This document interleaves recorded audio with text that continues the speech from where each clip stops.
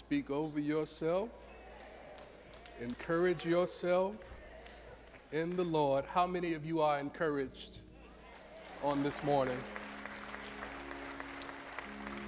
How many of you believe that the challenges, the opportunities, the blessings that you experienced in 2015 were really just a setup for a more magnificent 2016? If I can just give you a little bit of a secret about God, God doesn't do anything small. And so the goodness that you had in 15 was just a precursor for the way that God is prepared to bless you in 2016. But it is important that you get your mind right and you get your mouth right so that you can experience all of the goodness that has been prepared for you. You've got to speak over yourself. Don't wait for somebody else to do it. You've got to be willing to speak over yourself. Don't wait for your friend to do it. Don't wait for your teacher to do it. Don't wait for the pastor to do it. Good though all of them may be, you take advantage of the fact that life and death are in the power of your tongue, and you can speak to any challenge that you face, and you can tell that challenge you are alive, because I know the truth. Health is my birthright. Prosperity is my birthright. Increase is my birthright. Abundance is my birthright. Good relationships are my birthright. And I speak to those things and say, come to me right now. I demand. Come with haste. Don't fit in two. If you're not careful, your good will fit in two. How many of you know your good will fit in two? Don't let your good fit in two. Tell it, get here with the quickness. Matter of fact, get here with the speediness, because the quickness is just too slow. How y'all doing this morning? Happy 2016. Happy 2016. Happy New Year. Happy New You. Happy new beginning to each and every one of you. It's good to see you on this morning. God bless you. Always a treat, always a treat. Help me say thank you to the Christ Universal Temple Ensemble, please.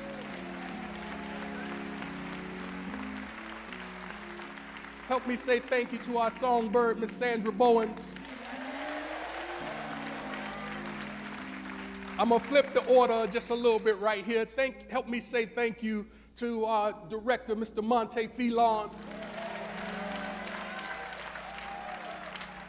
And help me say thank you to a member of the family, Mr. Jerome Bell. Please stand. Let us love you, man. Let us love you. Stand up. Let us love you. Let us love you. God bless you. Thank you for always being there whenever we need you, whenever we call you. I got good spies. They tell me Jerome was here on the morning of the concert. Is that true? Were you here on the morning of the concert?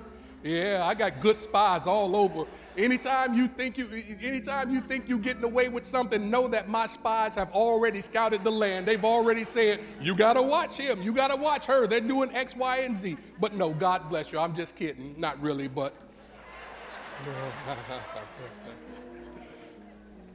So as we prepare to enter into this new year, this is a time of great anticipation. This is a time of great expectation.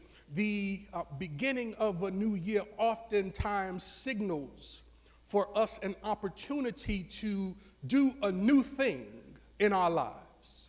And so what we want to do as we prepare to support you, as you prepare to do great things, is we want to make sure that you have some teaching that will give you the strategy and the technique to do exactly what God has placed in your heart to do. So for the month of January, we will be talking about these keys to a life of excellence. And today we're talking about living out your mission. Say, living out your mission. And our case study for today comes from a very prominent figure in the scripture. We know him as Abraham. Some of you, we know him as Abraham, but we're introduced to him as Abram. We're introduced to him at a very early stage in his development. By the time we really come to know him, we see him doing great things, but tap somebody next to you and tell them sometimes great things come in smaller packages. Go ahead and tell them. Go ahead and tell them. Sometimes great things come in smaller packages. When we first meet Abraham, when we first meet Abram, we discover early on that Abram is a person of faith. We discover early on that Abram is a person of faith, but you can be a person of faith and due to no fault of your own, you can become satiated and content with the conditions that you find yourself in. You can be a person of faith and be in a hell of a condition. You can be a person of faith and be in a hell of a relationship. You can be a person of faith and have a hell of a financial situation. I know not you. You're truth students.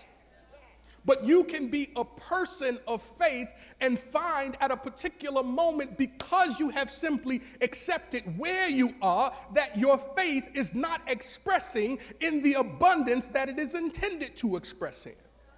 When we find Abram, what we begin to quickly see about Abram is that though he has accepted where he is, there is great capacity, in him.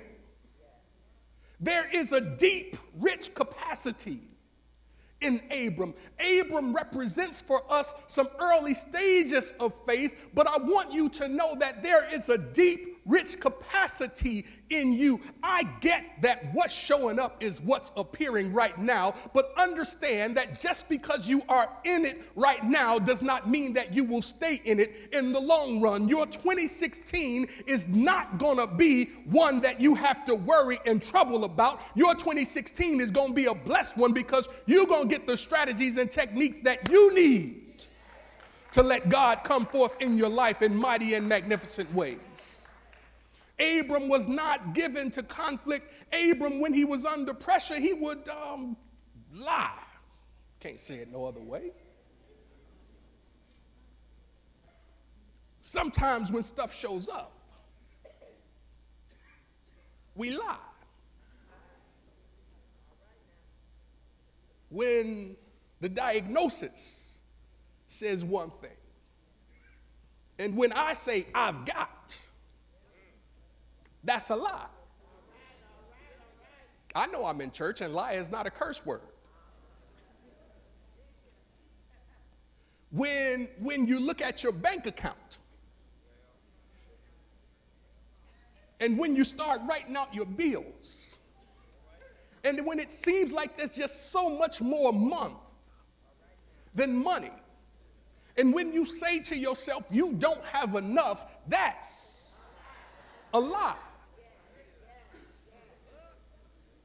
When you roll over in the morning, I'm getting ready to go to your bathroom. It's 2016, just forgive me. When you roll over in the morning and you're still mad in the morning from the argument you had last night. And you start to make up these ideas about the person laying next to you.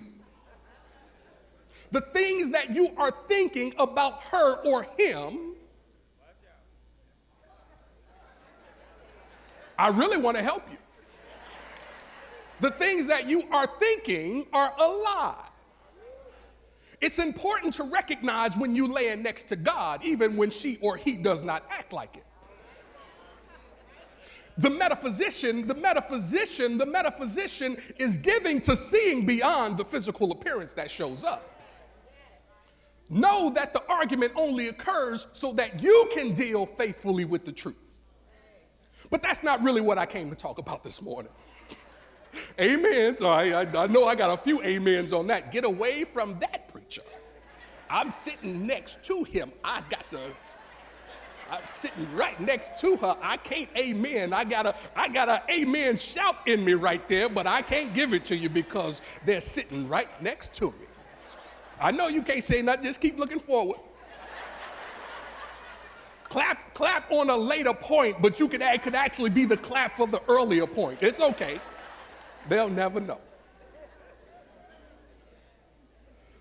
But the mission that God gave Abram was given to Abram out of the divine capacity and the divine nature that Abram possessed. And each of us have been given a mission. But like Abram, we must choose to accept it. Like in Mission Impossible, just before things start to kick off, when the music starts rolling, they go doom, doom, doom, doom, doom, doom, doom, doom, doom, doom, doom. Y'all ain't never seen Mission Impossible? Y'all like, some of y'all looking at me like, we don't, either you ain't doing it right or we don't know the tune. Right? Doom, doom, doom, doom, doom, doom, doom, doom. Maybe this the part you waiting for.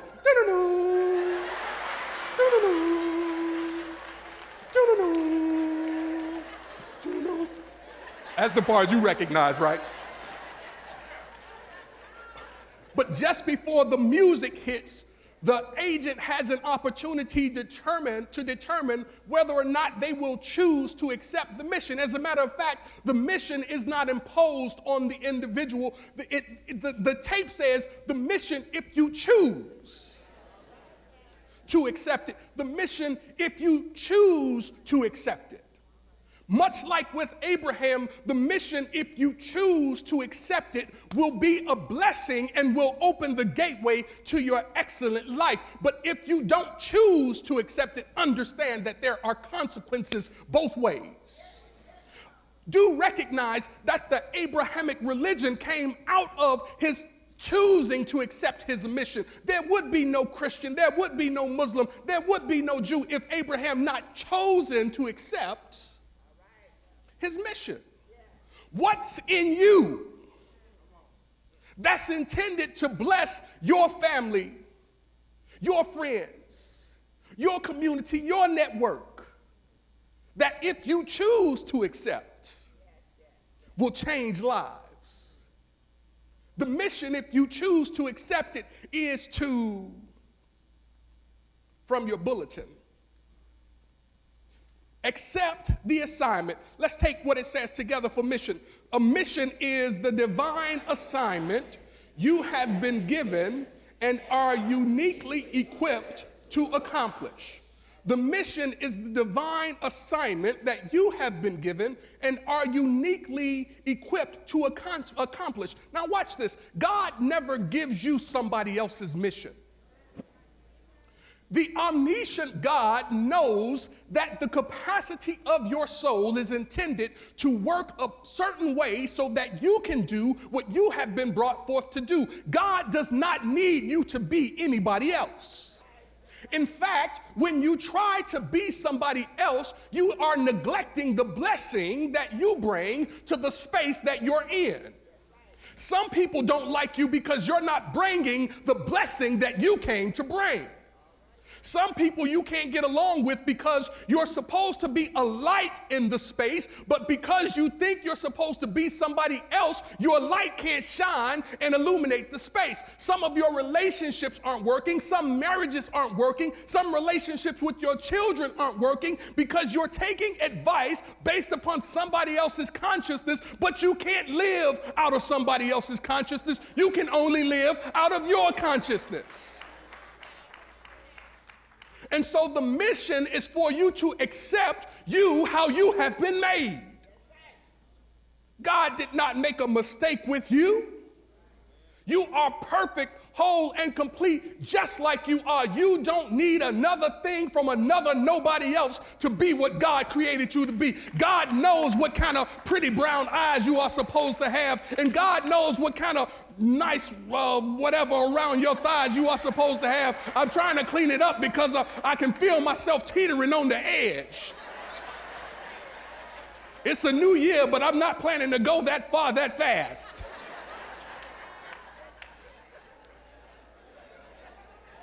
Say, bring it back, preacher, bring it back. But you are uniquely equipped for the mission that you have been given. We lose ourselves when we try to live out of someone else's mission. And so God says to Abram, in order for you to fulfill your mission, you have to go. That's a good word, God. You have to leave your country. You have to leave your kindred. You have to leave your father's house so that you can fulfill the mission that I gave you to fulfill. Now, that is not an easy task to take.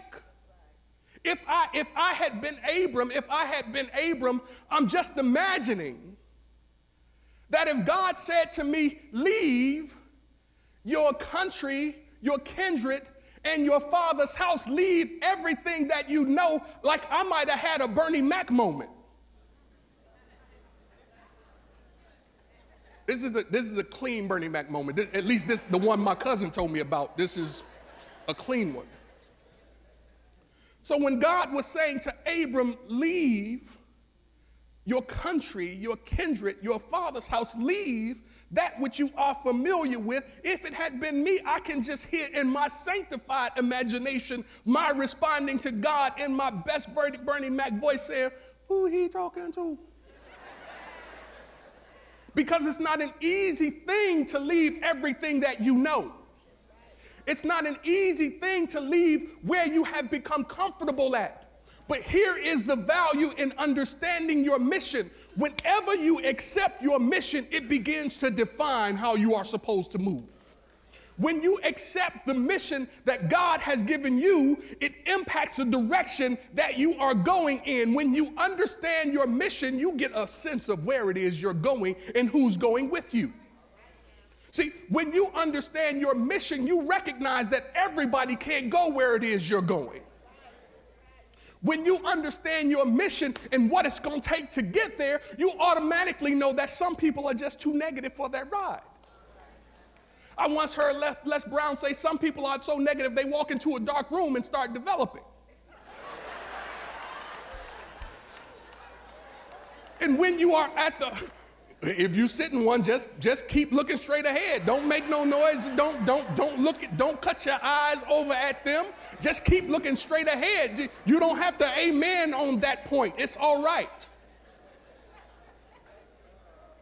But if you are in the early infant stages of your mission and you try to take the wrong kind of energy with you, it can drag you down and take you off of course. It's important to know the direction of where it is you're going, how you're going to get there, and who's going with you. Your mission helps to bring that into focus. This is why God said, get up and leave and go to the place that I will show you. See, so watch this. So the direction that the exalted father, the early faith is supposed to go to is not left up to your intellect. Let me say that again. Recognize that Abram represents a kind of faith. And because Abram represents a certain kind of faith, when he leaves that which is familiar, he does not leave it to his intellect to guide and direct him as to where it is he should go.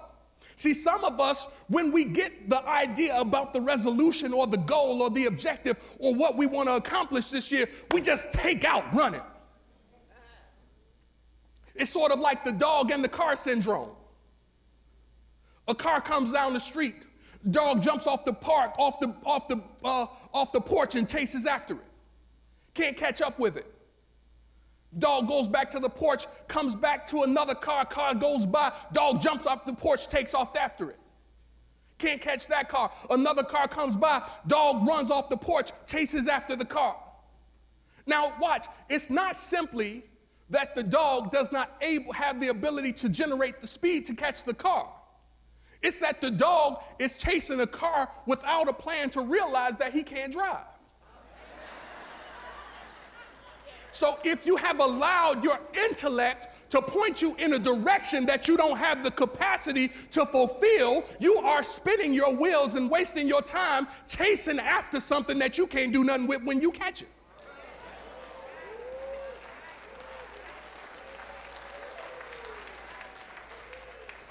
Can I keep it real practical? That's why you're supposed to let some people's significant other stay with them.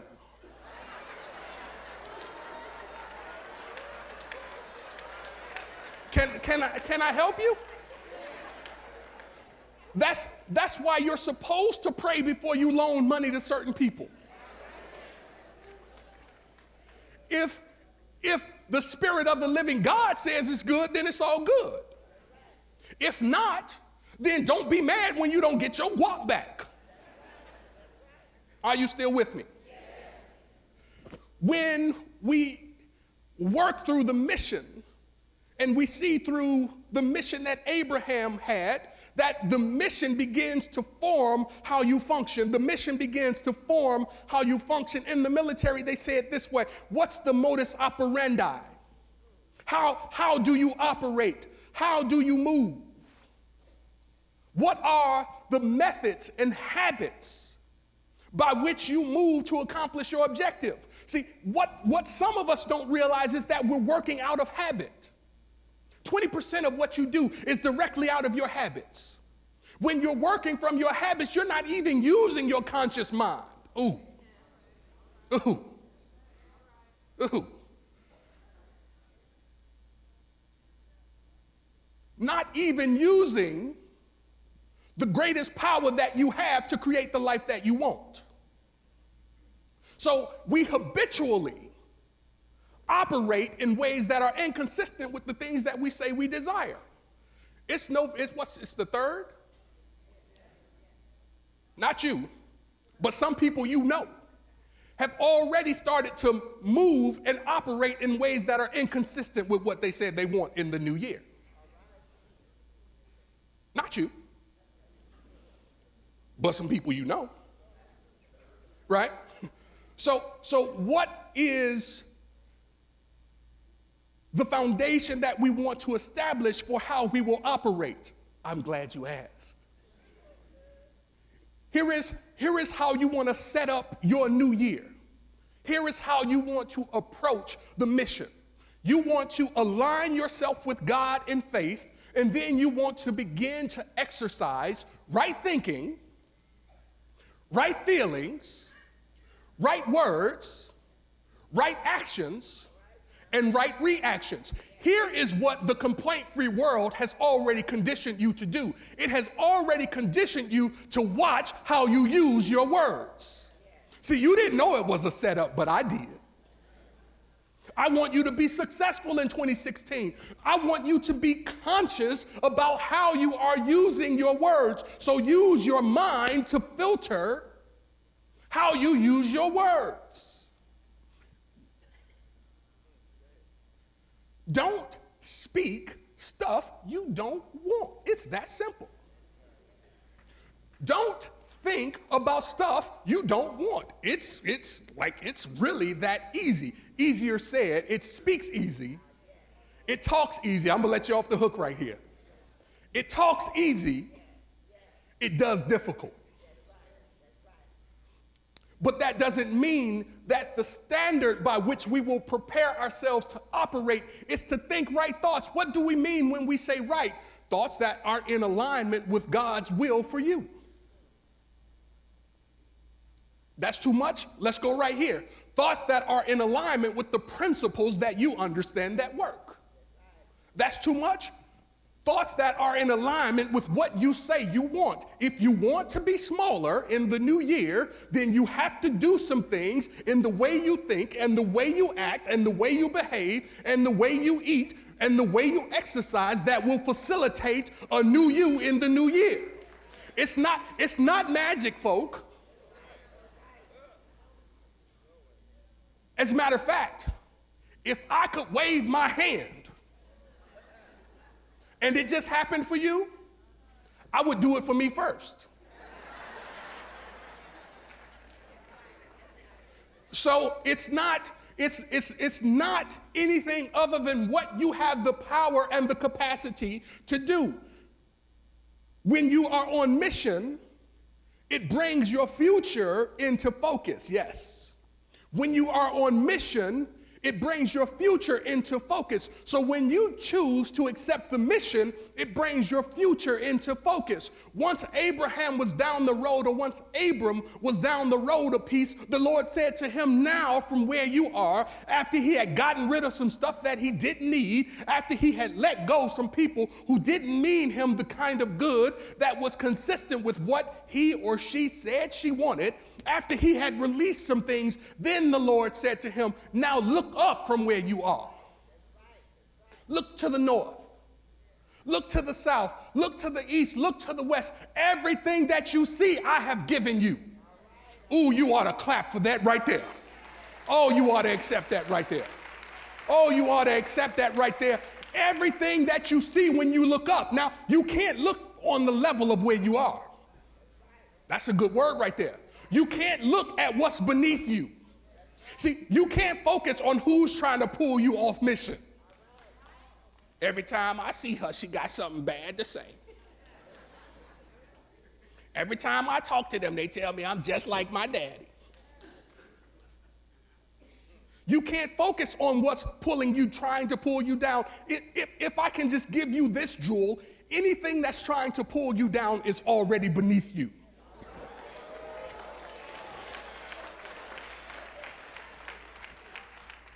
He or she can't pull you down unless you let them. They are already beneath you. And I don't mean that in any way other than the consciousness with which they are tugging on. So don't put your mental energy, don't put your focus on the things that are trying to pull you down if a preferred future is what you desire. Look up from where you are. You got to look up from where you are. You can't look on the same level because watch this. The consciousness that created the problem is not the consciousness that will facilitate the solution. Won't work.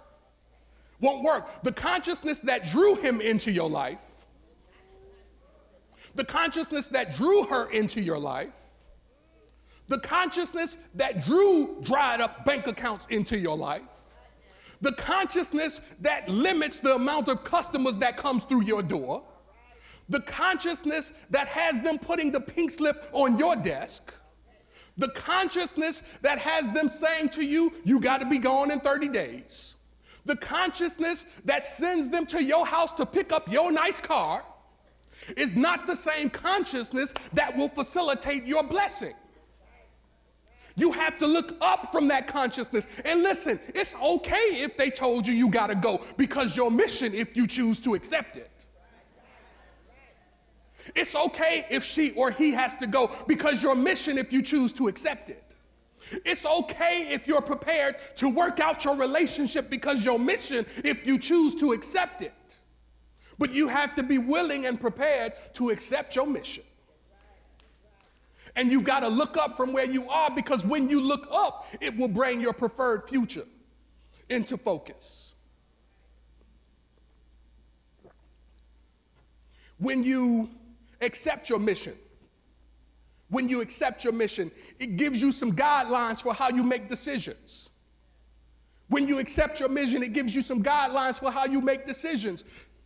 Just on New Year's, some of us had decided that we were going to go downtown and see whatever that star was that was rising on the Hyatt. And by 12:01, you was at home fast asleep. My only point is that if you intend to see that star downtown physically, you have to make decisions that support your being there then. Right? So at 10:30, you got to hit Starbucks, get you a shot of espresso. You have to make decisions that are consistent with what you say you desire. You can't say you want a happy, healthy, prosperous relationship and then play.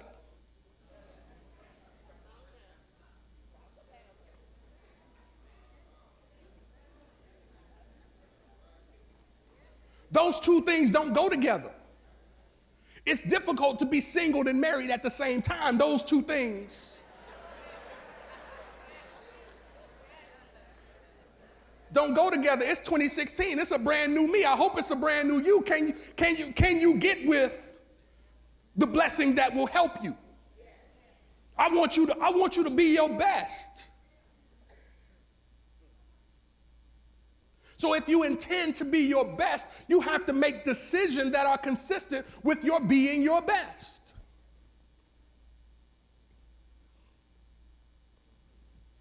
Let's go to the second point. This is important.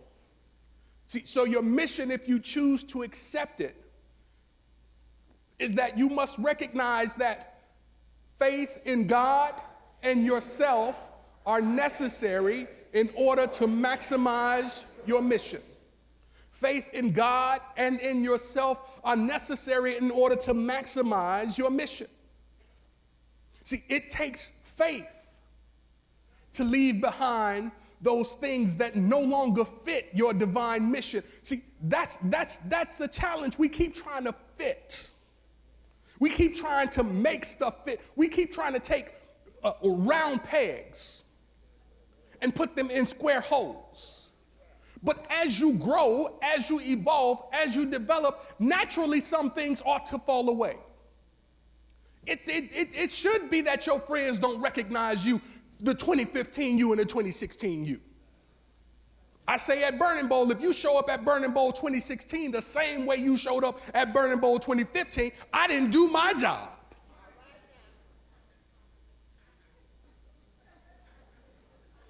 And I know I'm up here doing my thing.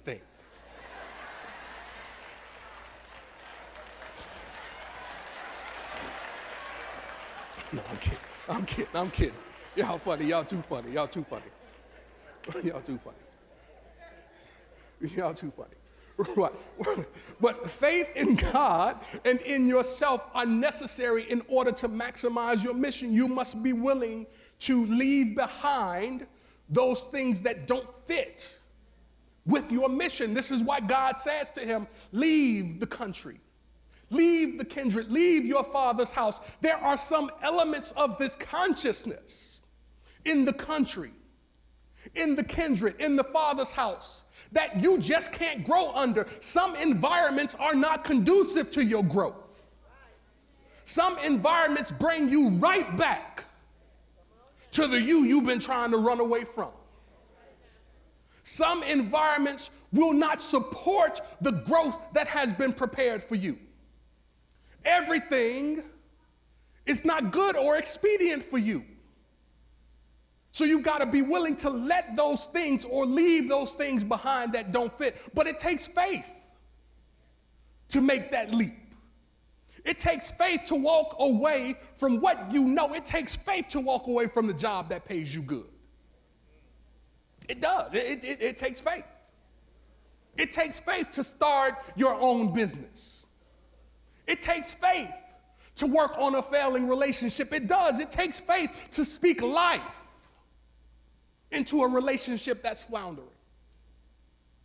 It takes faith to tell your body that something different is happening when the diagnosis says something else. It takes faith.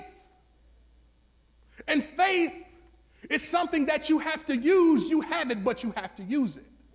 So you've got to be willing to use the truth that you have when the father says to him, leave your father's house. It's important that we recognize that his father Terah, metaphysically represents a lagging behind. Terah represents somebody who will wait until next week to do what ought to be done right now. Terah represents like a loitering, just a hanging around, nothing to do. If sometimes you pull up to a 7-Eleven or a Big Slurpee or whatever the place is called, and you go in and they're just people just hanging out. As a matter of fact, one time my son was not handling his business in school. I said, listen, man, we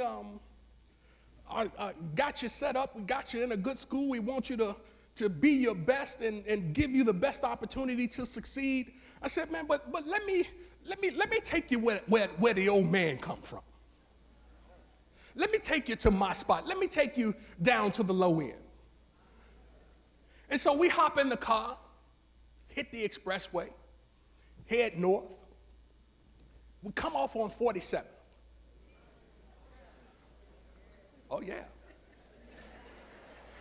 And before we get to the building, so I grew up in the Rosenwald. Before we get to the building, I say to him, as we are turning onto 47th Street, I say to him, now I'm pretty sure that we will see some people that I grew up with. And they will sort of be loitering. Now, I'm not judging their loitering. I'm just observing their loitering. And my point to him was that if you don't move, if you don't choose to accept the mission, the environment will consume you. And you like that? I'm glad you like that. And sure as shooting,